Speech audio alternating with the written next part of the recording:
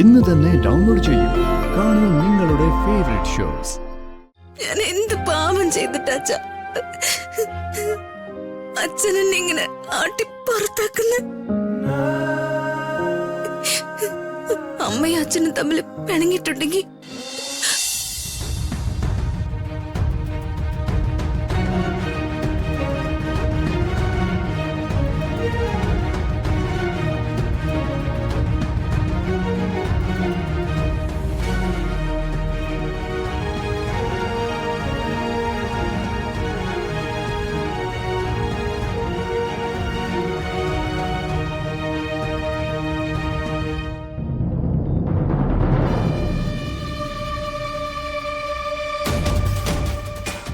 അവൾ എഴുതിയ ഡയറിയും വായിച്ചിരുന്ന് ഉറങ്ങുകയാണല്ലേ?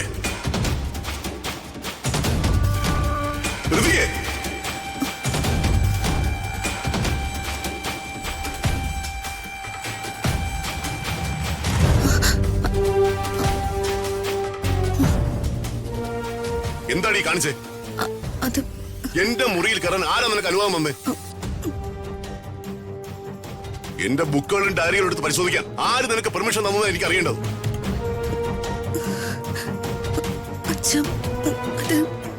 ഞാൻ നിന്നോടുള്ള സമീപനത്തിന് അല്പം മാറ്റം വരുത്തിയതും ചിലതൊക്കെ കണ്ണടച്ചതും എന്റെ സ്വകാര്യതകളിൽ കടന്നു കയറാനല്ല. ഫ്രീഡം തന്നു കരുതി എന്തും അങ്ങ് ആകാന്ന് വിചാരിക്കരുത്. എന്താടി മിണ്ടാ നിൽക്കുന്നേ? ചോദിച്ചു കേട്ടില്ലേ? തെറ്റ് ചെയ്തിട്ട് സോറി പറയുന്നു. തെറ്റ് ചെയ്യാതിരിക്കല്ലേ വേണ്ടത്. ഇത്തരം ധിക്കാരങ്ങൾ കാണിക്കരുതെന്ന് പല വട്ടം വാണിംഗ് തന്നിട്ടുള്ള, എന്നിട്ടും അത് ചെയ്യുന്നതിനാ ധിക്കാരം എന്ന് പറയുന്നത്. നീ ധിക്കാരിയാ. ഇന്നും മറ്റുള്ളവരുടെ വാക്ക് കേൾക്കാതെ നീ യാമിനി ആംബുലൻസിൽ കയറ്റി ആശുപത്രി കൊണ്ടുപോയില്ലേ? നീ ആരാ? ഇത്രയൊക്കെ തന്റെ ഇടം കാണിക്കാൻ ആരാ നിനക്ക് സപ്പോർട്ട് തരുന്നത്?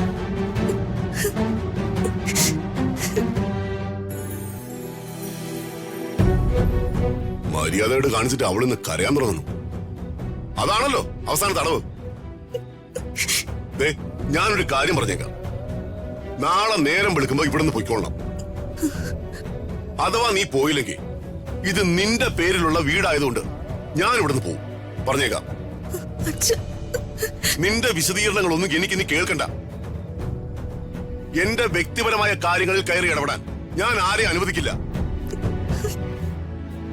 ഇറങ്ങടി വെളിയില്.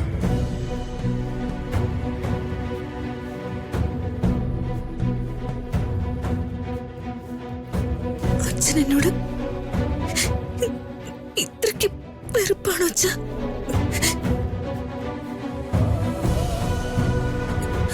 പക്ഷെ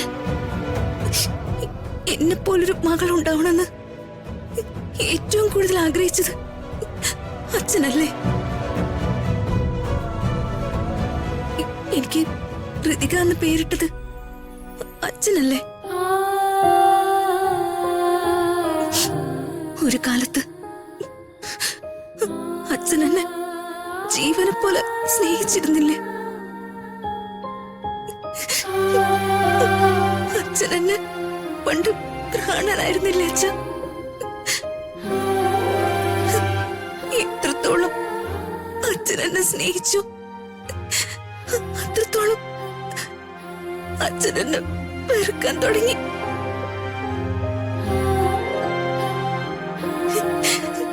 ഞാൻ എന്ത് തെറ്റ് ചെയ്തിട്ടാ അച്ഛ അച്ഛൻ എന്നെ ഇങ്ങനെ വെറുക്കുന്ന? ഞാൻ എന്ത് പാപം ചെയ്തിട്ടാ അച്ഛ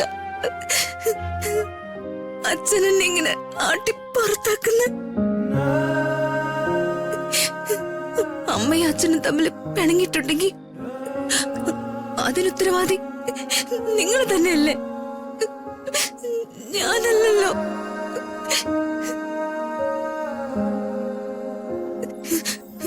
എന്തായാലും എന്റെ അച്ഛൻ എനിക്ക് ദൈവം തന്നെ. അച്ഛനെ പ്രാർത്ഥിച്ചിട്ടാ ഞാൻ ദൈവങ്ങളെ പ്രാർത്ഥിക്കുന്നു. പക്ഷെ ഇപ്പൊ എന്നോട് വെറുപ്പാണെങ്കിലും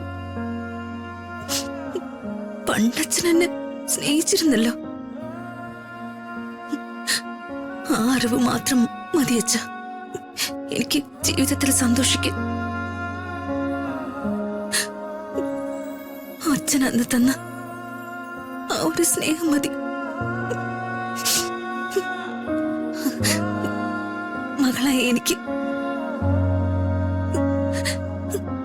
അച്ഛന്റെ സ്നേഹത്തിന്റെ കടൽ. മുറിയിൽ കയറി എനിക്ക് മാപ്പ് തരണം.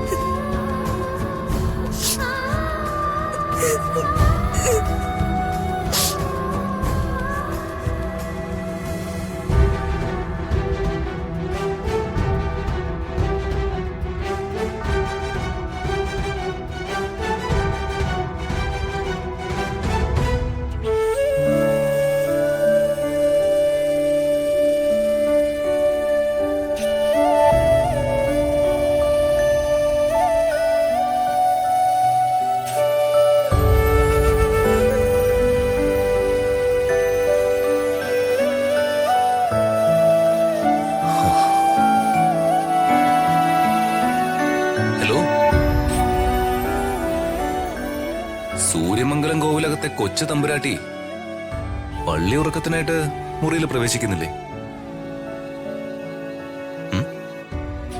ഇതെന്താ ഗൗരവം മാറിയില്ലേ? ഡിന്നർ കഴിച്ചുകൊണ്ടിരുന്നപ്പോഴും സീരിയസ് ആയിരുന്നല്ലോ, എന്തു പറ്റി? ഇതെന്താ മാഡം ഒന്നും മിണ്ടാത്ത? എന്താ കാര്യം? ആരോടെങ്കിലും പിണങ്ങിയോ? അത്രയ്ക്ക് സീരിയസ് ആണെങ്കിൽ അങ്ങനെ തന്നെ നിന്നോ, ഞാനെന്ത് ചെയ്യാന്? അല്ലേ?